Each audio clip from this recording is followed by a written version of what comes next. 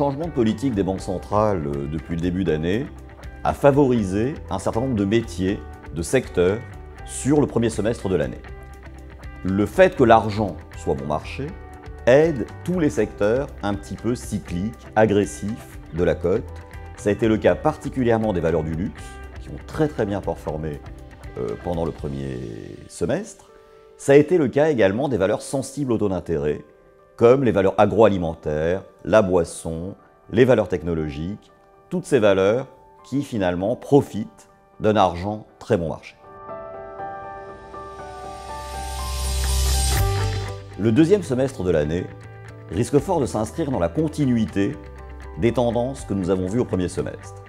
Cet argent qui reste abondant, bon marché, va continuer à favoriser les secteurs cycliques. On a parlé tout à l'heure du luxe, de la technologie, des valeurs industrielles défensives, notamment les gaz industriels, ce type de secteur. Tout ça risque fort de continuer à être porté sur la fin de l'année par les marchés, la cosmétique notamment.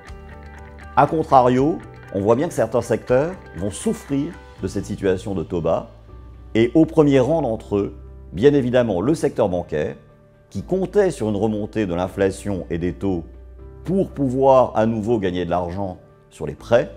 Et cet espoir-là, évidemment, il est reporté à plus tard. Donc on risque d'avoir un secteur bancaire toujours déprimé en bourse, au même titre que les secteurs qui auraient bénéficié d'une remontée des taux d'intérêt. Et là, nous pensons qu'il faut rester à l'écart pour l'instant de cela. Donc on continue à s'inscrire dans les grandes tendances du premier trimestre, du premier semestre même, avec de belles valeurs exportatrices, de belles valeurs technologiques, de belles valeurs du luxe, qui devraient continuer à bien se comporter dans la deuxième partie de l'année.